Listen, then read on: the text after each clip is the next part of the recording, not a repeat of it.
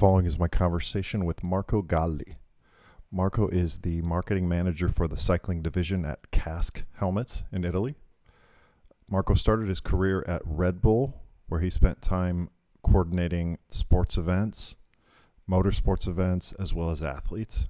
He then worked for Scott Sports in Switzerland, where he was the marketing coordinator for their motorsport division, and he has been the head of marketing for Kask since last year. We got a chance to talk about his early experience at Red Bull, which was very interesting, as well as at Scott, and that how he's bringing that multinational experience to a small and fairly young Italian brand, Kask, that is seeing a meteoric rise on the market in the last 20 years. Marco Galli, thank you so much for coming on today. Marco from Kask. I always love Kask. Great brand. I'm really excited to talk about the brand today, about your work.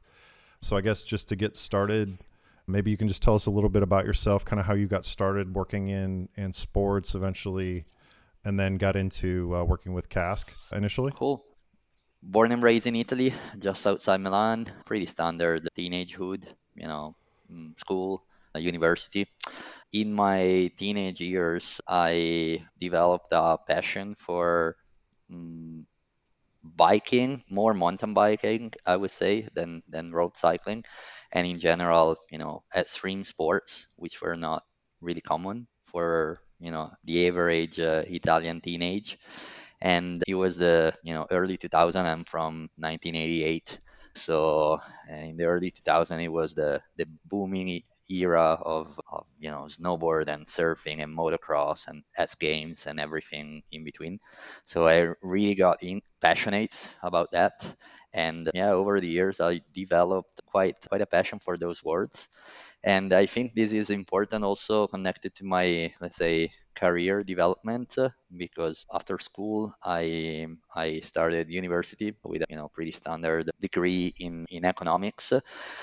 But like I guess for many people, I really didn't know what I wanted to do in the future, and I realized that while studying. So I was really close to getting my degree, but I was also getting really convinced that I didn't want to be an accountant, or working for Standard and Poor's or a bank.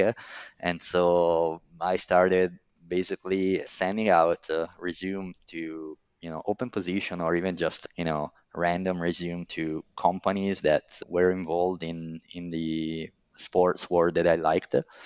And I think I got my golden ticket for the candy factory, because Factory, yeah. yeah, exactly, because I got an internship job at Red Bull Italy. It was back in 2010 in the sports marketing department, which is basically taking care of all things related to events, sponsorship of athletes and teams, so everything that has to do with the sports and Red Bull. And for me, obviously, that was kind of a dream job, coming from the passions that I explained before. And yeah, it started pretty much as a thing that came out of the blue, and this led me to drop out of university. So I actually never got my degree in economics. And yeah, from there, things move forward, and basically I started working full time. After a few months, I had the chance to finish my internship and start a full time position with Red Bull in Italy, in the sports marketing team. Followed at the beginning the event management side of things for a bunch of years, then moved to a more motorsport focused position. Motorsport was pretty big and still is for Red Bull, and So in that. can you tell us, Sorry. like, Red Bull, how is Red Bull structured? Because Red Bull's a huge company, Yeah. really, really sophisticated marketing. So you probably really, it sounds like you mentioned you got into that and you were just like, I just want to focus all my attention on this because it was a Yeah. huge opportunity.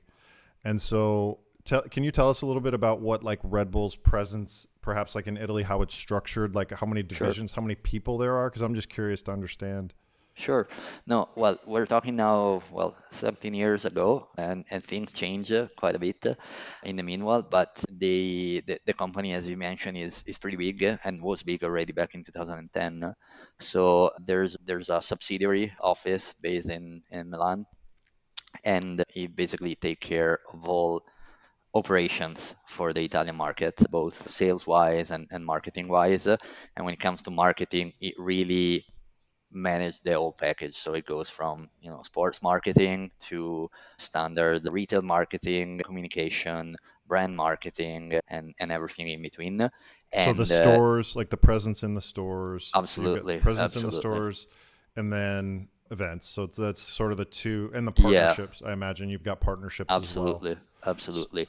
So the activations would come down from it's Austria, right? Is where the company is Yes, based. exactly. So the let's say the relationship with the HQ office is very, very strong, and the HQ office has also a very detailed control over the local activities that get run in the different markets. And I mean, nowadays, I think they have offices pretty much everywhere in the world, at least in all the main Western and not only countries. So And yeah, the what sort of objectives did you have in some of these roles that you had? What were some of the, like so the let's say the sport marketing team, which is part of the marketing team, was purely focused on sport events and athletes. So this was mostly about organizing events and managing partnership on third-party events. I think it's one of talking about events.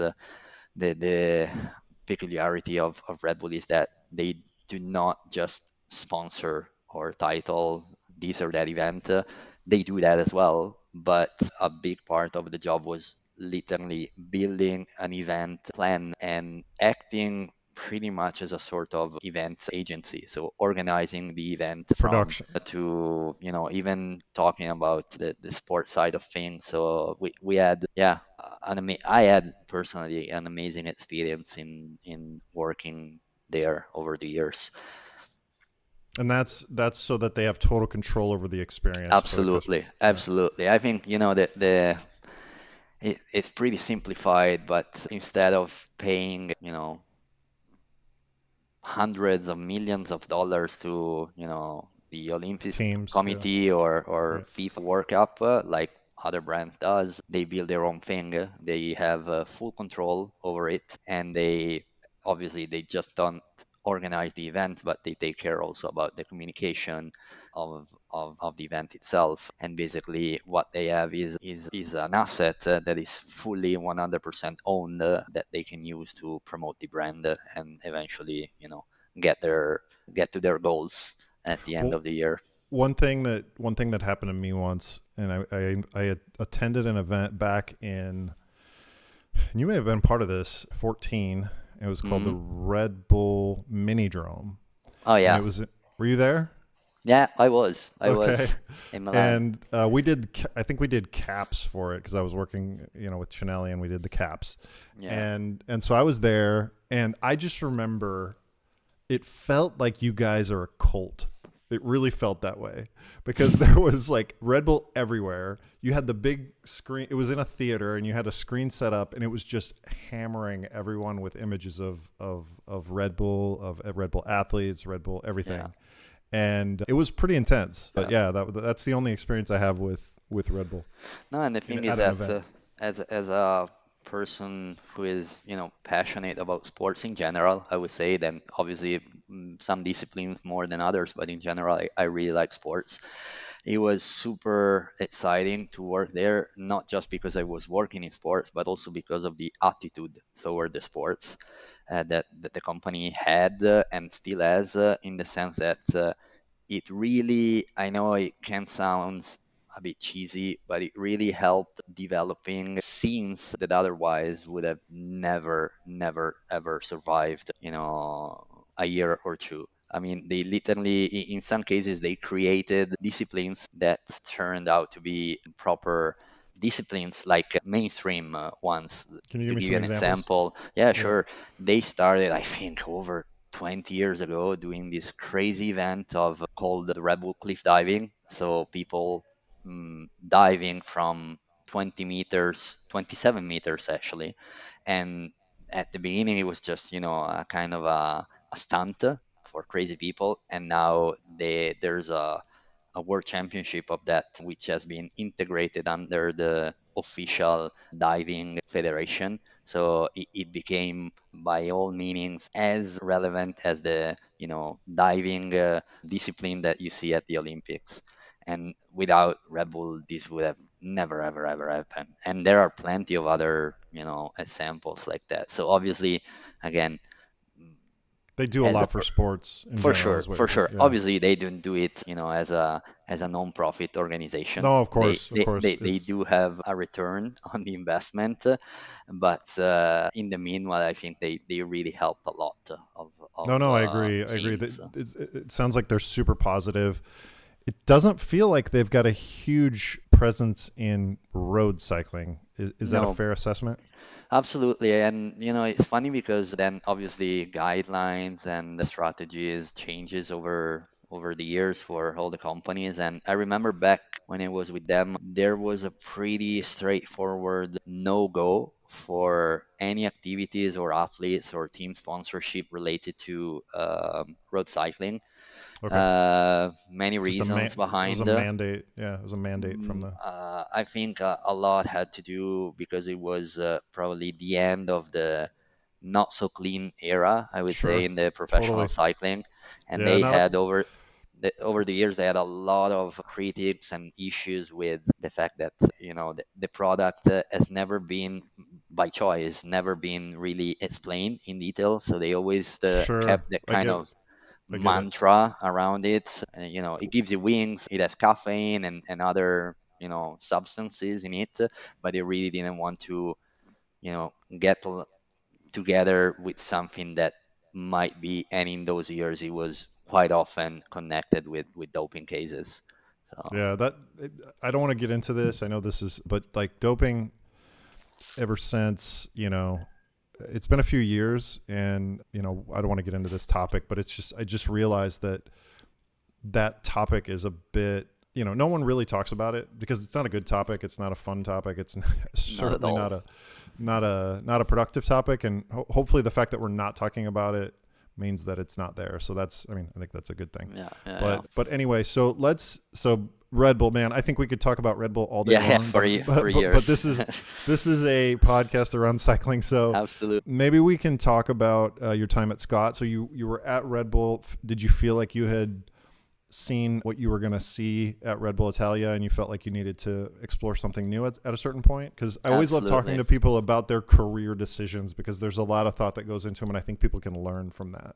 Sure. No, absolutely. You got the point. I mean, I stayed with Red Bull for a little over 7 years, and I switched a bunch of roles, but in the end, I was still working for the sports marketing team. And then, yeah, I decided that I wanted to see something different, and also I really wanted to have an international experience. And so I got this opportunity to join Scott Sports, and I moved in early 2017 to Switzerland because their HQ is based in Fribourg Can, in the French Swiss so side of the can you country. give people a little bit of background about who Scott is, Yeah, sure, in sure. general, like the different business units and stuff? Because maybe Absolutely. some So people don't know. the company is quite big. I mean, compared to my previous employer, definitely smaller, but still quite big. It's an outdoor company. I think it's the best way to name it. Nowadays, it's pretty much a group because under the Scott umbrella, they also own other brands. It's a pretty old company because it has been founded in 1958. I remember while I was there in 2018, we celebrated the 60th anniversary of the company, and the company was founded in the U.S. by Ed Scott, and initially they were involved in not really actually the very first product that they launched was the aluminum ski pole, which back in the Oh, days was total revolution. That's right. That's right. I Total remember now. revolution. On And the then seeing those on the slopes. absolutely. And then after that, they got into the goggle business, both winter and moto off-road goggles. And yeah, for a few years, then boots and many other innovations in terms of product. Ski started mostly in ski. It sounds like. Absolutely, Okay. absolutely. And for many years, those two areas were kind of the core business of the company. And then in the late 80s, now I might get the dates wrong, but they started the bike business, which at the beginning was really like a small side business, and nowadays is by far the core business of the company. I remember it represented more than 80% of the total turnover of the group. And yeah, together pretty much around the same time, so late 80s, early 90s, they moved the office to Switzerland. The company got bought by this Swiss owner, which is still the owner of the group, and they moved the offices in Fribourg. So since then, they always been there. I was lucky enough to leave the move from the old offices, which were pretty small and pretty old, I would say, to this brand new corporate HQ, which if you go and Google it, it's a pretty amazing structure. It's, you know, five-store building, massive, super cool place to work. And yeah, so I've been with them from 2017 to basically June of last year, so mid 2022, a good 5 year stint with them.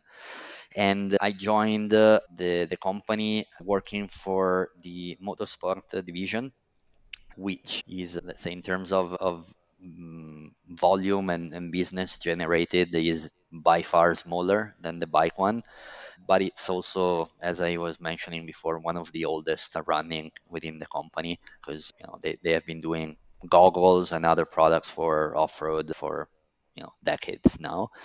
And yeah, it was a big change. You know, different country, different company, different approach, different everything. And for me, it was super interesting as well because, you know, I had a previous experience in a company that was mostly working on brand marketing and brand marketing activities. You know, my goal was to build the awareness of the brand, and then the translation into, you know, buying the product was a secondary step, sometimes not even done by me or my team. While with Scott, obviously, I entered a much more traditional sort of business model where you have an offer of products, in that case, very technical products. So you need to explain the products, you need to, you know, present the products to the user, and they will not probably choose you over your competitor just because it has that logo printed on it, maybe also, but you will need to explain them why you should choose this instead of that. And for me, it was, I know it might sound weird, but for me, it was completely new. You know, I never had to work in that kind of setup. So it was a big, steep learning curve and super exciting So can you at tell the me same time. that's really interesting you say that. So when you were at Red Bull, it was more just pushing pushing the message out that it was already defined, that was already so it was execution, and where with Scott you felt like it was more crafting a message and differentiation was more critical to the work you were doing. Totally. And it was not just about the pure marketing activities in terms of strategic. I mean, first of all, I was working at the HQ office, so I was within the team that was, you know, sending out the strategy to the different countries and markets. But at the same time, it was not just, as I said, not just about the marketing side of things. It was also about the very strong connection with both sales, but most importantly with the R&D product development team, because in that case we were not selling a product that was the very same can of energy drink produced 30 years Sure. ago, but it was every year, you know, brand new collection, new products. How can we innovate this and that on a, let's say, in a field which required a very high level of technicality, because we were selling technical products at the end of the day.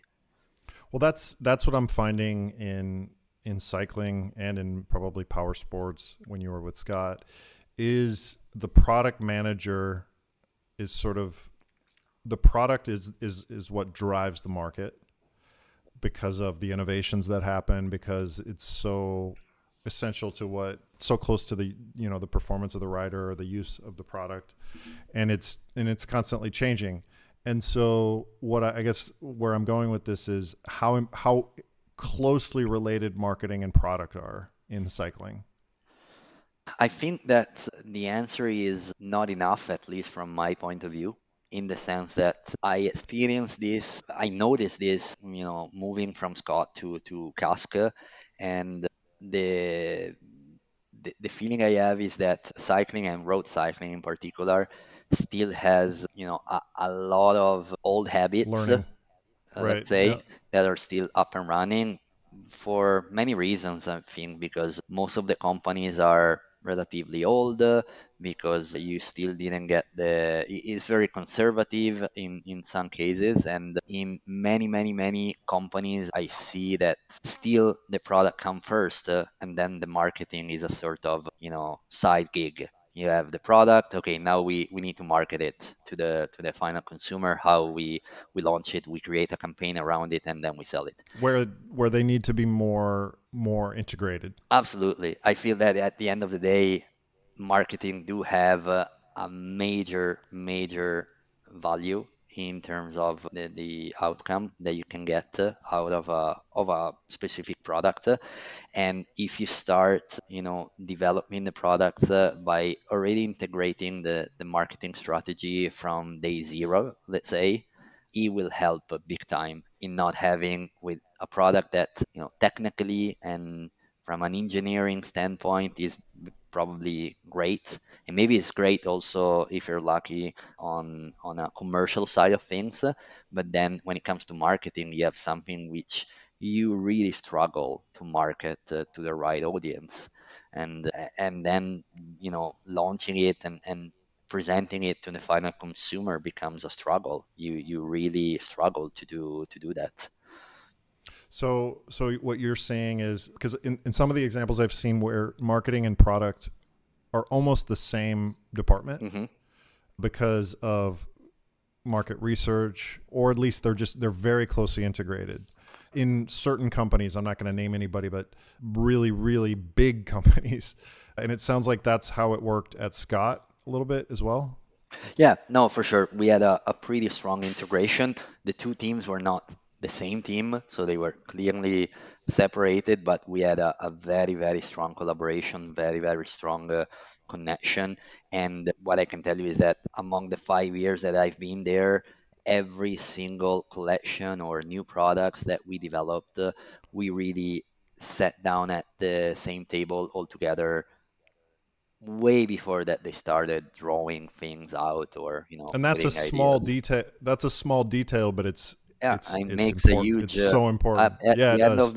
at the end of the project, it really changed the outcome. Or maybe you can Yeah, get the same outcome, but I do feel that you will get there much easier. If might sound bad, but yeah, in a smoother way, let's say. sure, totally, totally. So you're at Scott, big multinational Swiss company Hmm. with Swiss salaries, I imagine, which is not bad. Yeah. But so were you speaking English all day or Yeah, French or how no, did the English? company is very very international.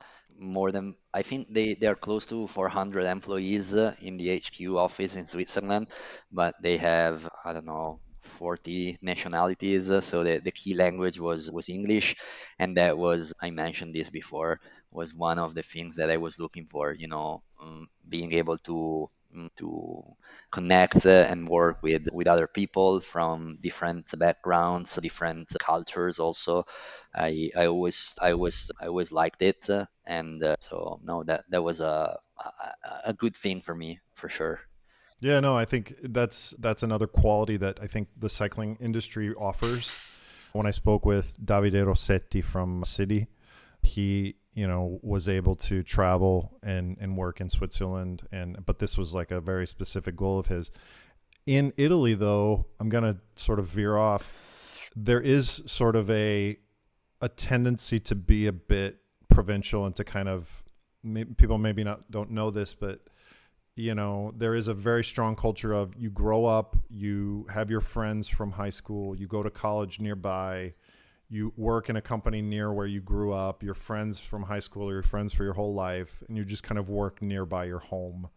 Why do you think that, and I know that that's a big generalization, but that is a strong part of the Italian kind of lifestyle.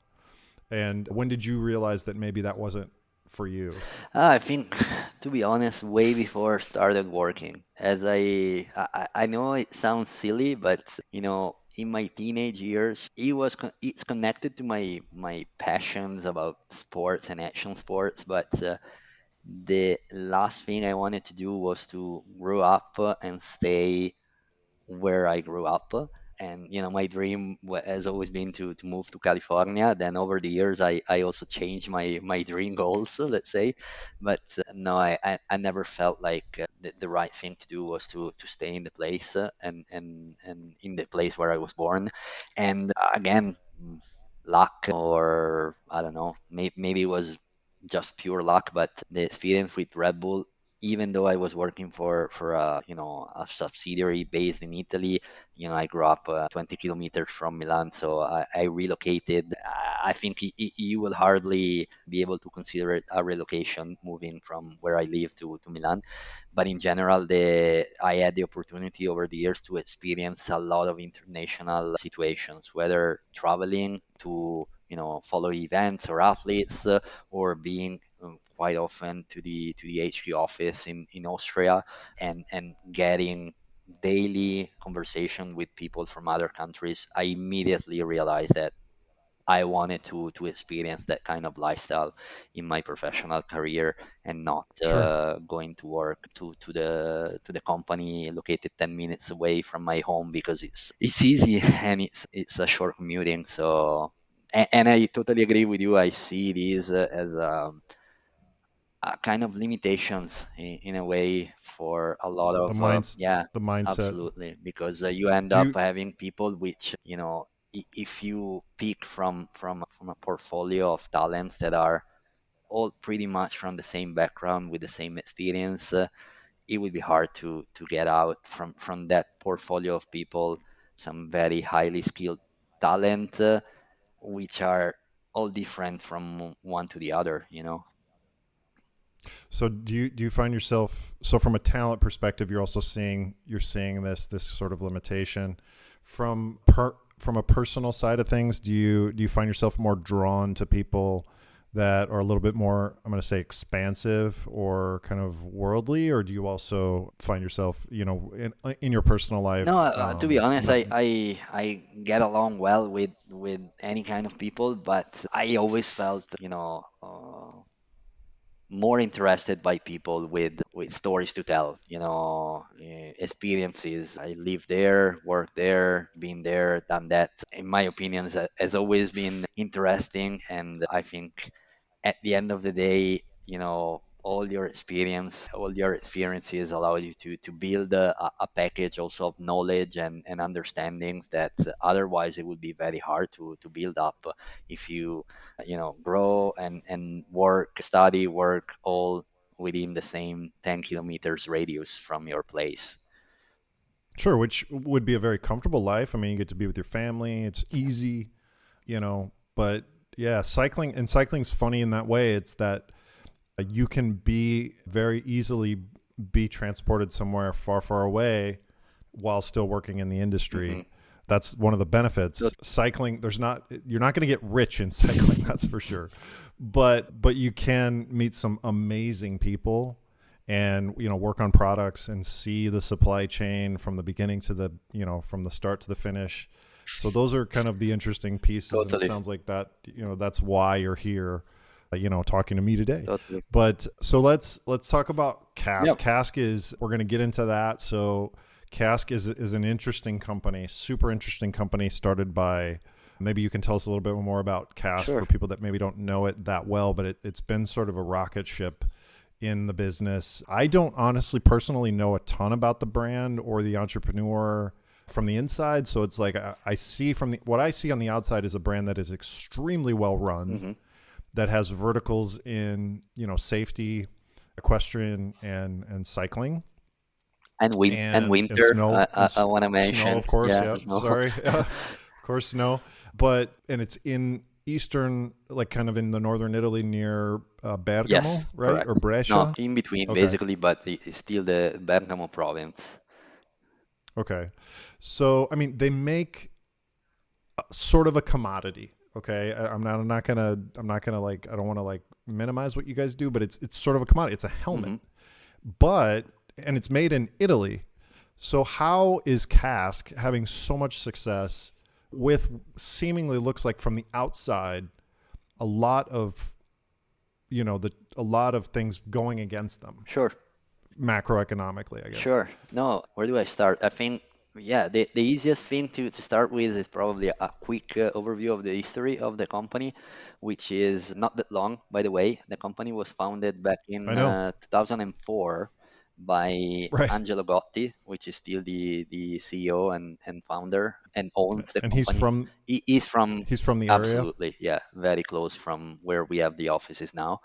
Uh, And you mentioned that he doesn't speak English super well, so but we're trying to work out something where we can get him maybe get an Absolutely. Yeah, interview with you are him correct. You are correct. And hopefully. he is a super cool guy, but he's also one of those, owners of company that doesn't really like the spotlight. So he's not Okay. a guy that likes to, be out there with his face on all the medias and all the events, but he's a really, really, really interesting guy to talk with. And yeah, as I was saying, the company was founded in 2004, and initially it was a company that was mostly working on R&D and developing helmet technologies for third-party companies. So initially they did that, OEM. yeah, exactly. And then in 2006 they started their own helmet line for cycling. So the very first division that was opened was the cycling one.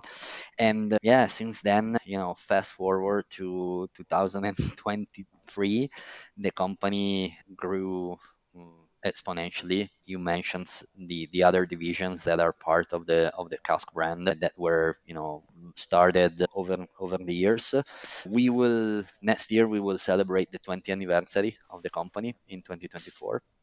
And you mentioned the success, which obviously we had tons of it in cycling, but we also had a lot of successes in the other divisions, safety in particular, so safety helmet. And I mean, obviously there are multiple factors behind this story of success, but for sure one of the main the main one in my opinion is the business model that the company established since the very beginning.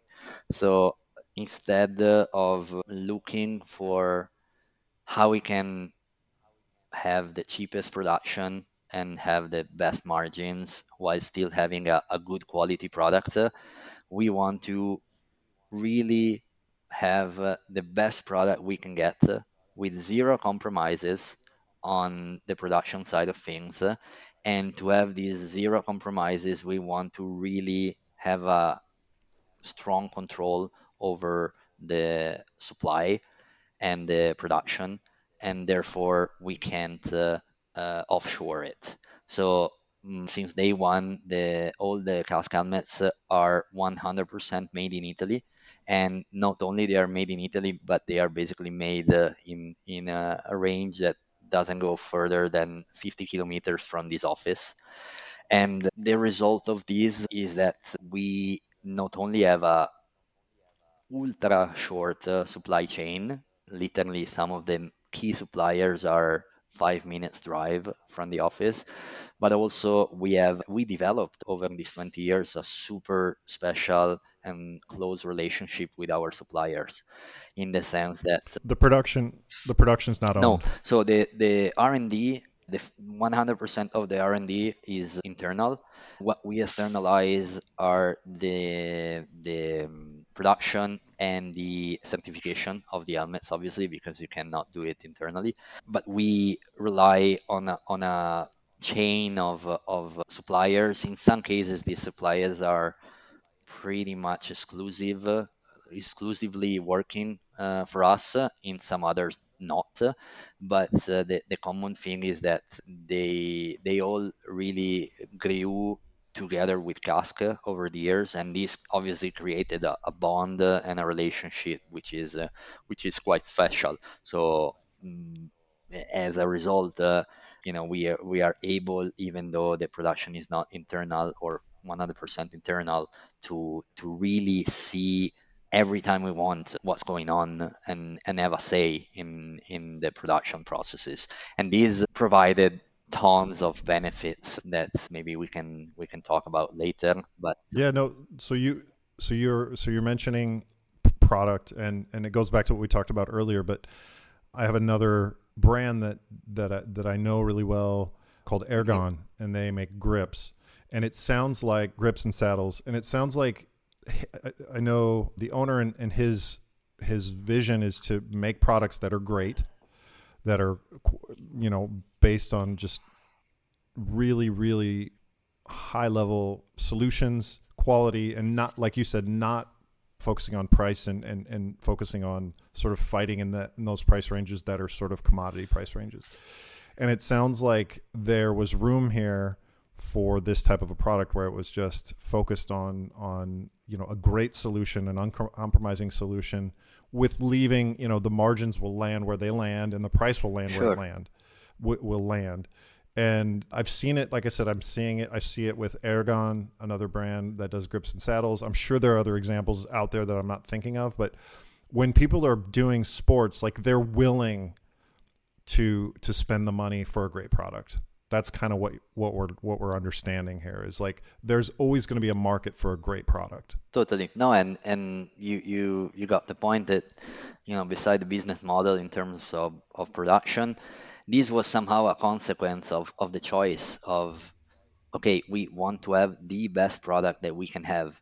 And to do that, it's not that by offshoring the production to Far East Asia or Eastern Europe, you can't have a great product, but it would be very, very complicated and not ideal to control the production, to so be really sure. The Yeah, quality. exactly, to have a control over the Sure. quality. And this, for Cask, has always been a number one priority, also because we don't just do premium products, but we do premium products with a very, very, very important task, which is save your head in case of a crash, because that's another important thing that people often forget when talking about helmets. It's piece of your equipment, sure, like many others. Some might be more expensive, some less, but at the end of the day, something that can really, really save your life, or at least save your life as you know it. Everybody can imagine and maybe have experience with the bad crashes and the consequences of it. Wearing a good helmet can really make a difference. And so obviously I'm not a neutral voice on the matter, Sure. but if there's one area of your equipment where you should really invest the money, is probably the helmet, among others for So sure. I'm not saying that's the only one. it seems like a simple concept, in a sense that it's okay. So it's sports. People are doing it in their free time. They really care. They dedicate their time to it. They're spending their Yeah, disposable income on it. They're gonna be more sensitive to a great product, and probably be less price sensitive in certain cases if you make a great product. It seems simple, but not a ton of brands are doing it. And so it sounds like that's sort of the concept behind Cask. And I asked you this when we were talking earlier. From in terms of COVID, the short supply chain was beneficial in terms of allowing the company to react quickly to the needs of the market. totally. Correct. You're right. And I think it had, I mean, the consequences of this super short supply chain. had benefits in terms of reacting to the boom of the demand, but also at the same time being able to not have to commit to 18 months to 24 months plans with suppliers on the other side of the world to have production ready for basically now. And a lot of companies had to go through this and have a production ready when the demand clearly is not here anymore. And I think this is a common theme that you probably heard over and over again in the last few months. The bubble of during COVID days clearly burst, and now we everybody has to face the reality that that was not unhealthy growth of the demand. So now we're back with the same kind of levels of 2019, basically pre-COVID. And for us, we were obviously not totally immune by the effects, but the short supply chain allowed us to limit heavily the damages, let's say, and to react faster and better than others, let's say. Sure, sure. So you took on the role of marketing manager for the Hmm. brand for Yeah, cycling, right? correct. So maybe you can just tell us like what you see now and kind of what your goals over the next, near term, midterm, now that you're, because this is sort of your opportunity to help the brand since it's a very young brand. I imagine that there's a lot of learnings that you can bring from Red Bull and from Scott from the outside. So maybe you can just tell us a little bit about what you're seeing and what you've got in the works Sure. there. No, I think that the main topic is to give a boost to some marketing activities that for many different reasons, size of the company, focus mostly on products. We were talking about this before, and a bunch of others were simply not really touched in the past. To name a few, digital presence or content marketing with, some storytelling beside just content marketing to showcase the features of a product. In general, reducing the distance between the brand and our products and the final consumer.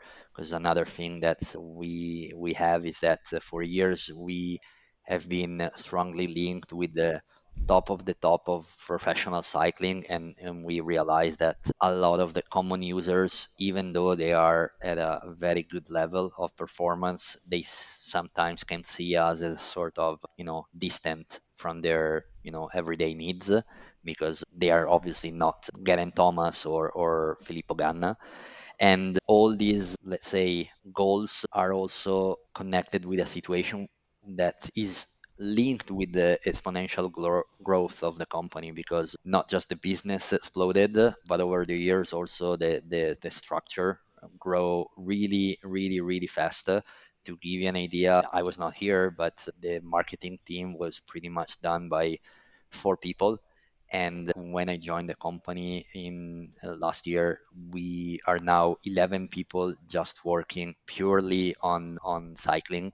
So without talking about the other divisions. So you can imagine when you have this kind of exponential growth, you also need to work a lot on processes and how the same thing that was super easy to get done when you were two, when you are 20, it become a little bit more. You can obviously do more things because you're 10 times the people that you were before, but to coordinate 20 people is not as easy as doing the job with two.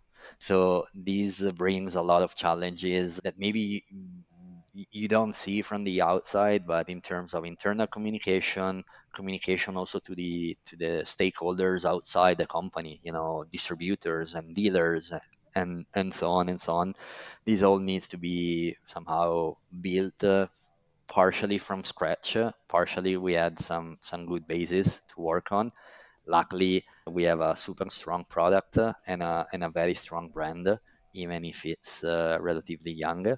And so I'm definitely in a good position in a way, but there is for sure a lot of work to do. And honestly, I'm super excited to get things going in that direction.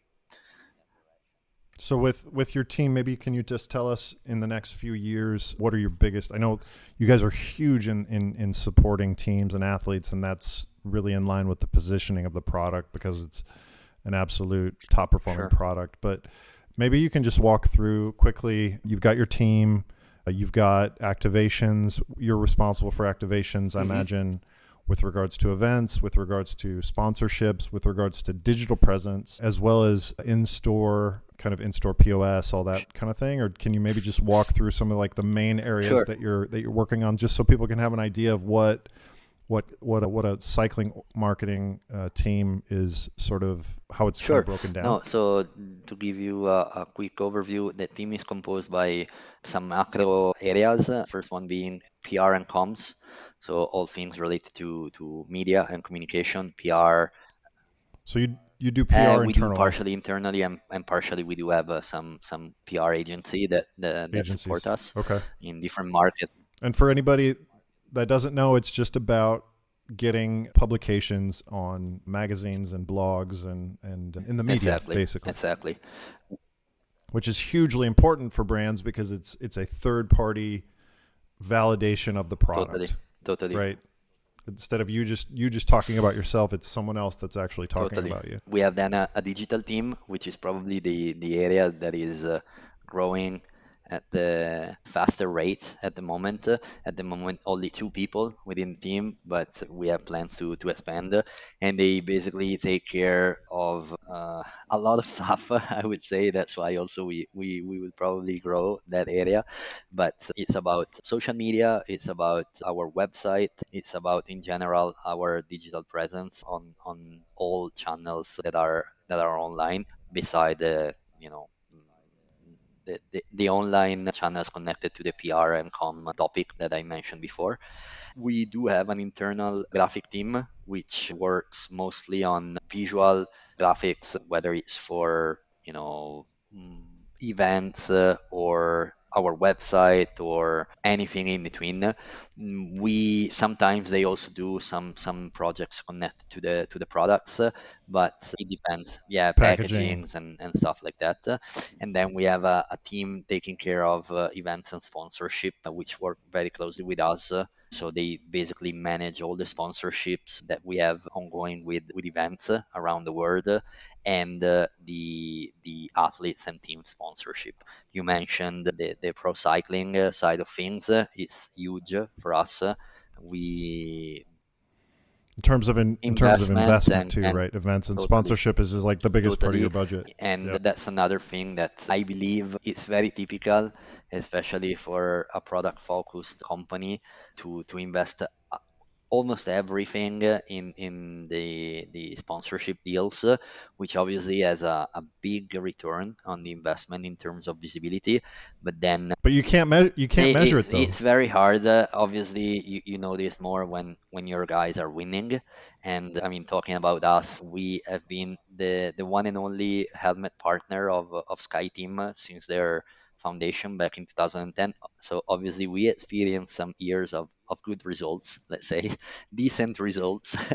And the thing is that when the results are kind of slowing down a little bit, it's something that I believe I bring on the table with my experience, especially in Red Bull. We were pretty good at doing that. You really need, beside the job that the team and the athlete does for you indirectly, you need to activate them. You need to build projects that leverage your visibility with them. And, it can be. You can't be No, passive. absolutely. Unless, you have somebody that is literally winning every single event every single weekend. And I mean, nowadays nobody's doing that. And Sure. So your focus is you've got this huge connection with these teams, but when they're not winning, you do have to kind of. I even mean, even even when they're if, winning, I even imagine when you're they're doing this. winning, But yeah, but but, but when they're not winning, what you're saying is if they're not winning, where you can continue to leverage those partnerships is with a strong Totally, activation plan, which just means like doing small spots for digital channels or getting them out in the market. So where they're using the products, talking to people, seeing, because they're little, like they're literally just little franchise extensions of your totally, brand that are out all over the place. And so you just want to make sure. So if you could measure it, it's like how many events or how many activations are we doing with these athletes, putting them in front of people so that Kask is associated with the best cyclists in the world. That sounds to me like the totally. And simplest the description of it. activation side of things can cover everything. It can cover No, the sure. content marketing side of things. Like you mentioned, it can cover like proper real events with consumers. It can cover the retail side of things because maybe you do something connected with your retail network. A post on Instagram of It an can be athlete. everything, literally. But to do Yeah. that, you need time and you need resources. And And you need attention, and you need care, and it's very complex totally, to work with totally, athletes. totally, Very complex because they have their you're the last person on their list in terms of priorities, totally, totally. right? And so you have to get, you have to get the contract out and say, remember when you guys signed Yeah, yeah. this? A little bit of babysitting sometimes. Yeah, totally. No, I get it. It's super interesting. But I guess I'm curious about the hmm digital side of things. Are you doing the website in terms of sales as We well? actually, this is a big news. I don't know when this episode will go live, but we are about to launch our brand new website. It's going to be mid of October, the go live date, and it would be a complete renovation of the current one, which is, let's say, pretty basic, pretty old style. And it will have a much more modern user experience. And also, it will integrate an e-commerce platform. At the beginning, we will offer it only in certain countries, Central Europe for the start, and then we have a plan scheduled for extending this to other key markets. This is not 100% managed by my team. Actually, is under the roof of the e-commerce team because it will be a platform that will serve not just the cycling but also others. The other sport division of the company. So we mentioned them before, winter and Sure. equestrian helmets in particular. It will not feature the safety helmets because the business unit is very, very different. It's a B2B business, completely different dynamics Sure. from the ones that we Yep. see I get it. in cycling or winter, for example. So yeah, that's interesting. So your kind of ownership of the site ends with the activations, the organic Yeah, yeah, yeah. content, but you'll be working closely with the ecom team, I Absolutely, imagine, since those absolutely. are very similar. Well, cool. No, this was an awesome conversation. We could go in Yeah, 800 different directions, but we're coming up on an hour. So I think we could, I would love to maybe in another show talk about the dynamics around teams, activating events. It sounds like that's your experience, but this was amazing talking today, Marco.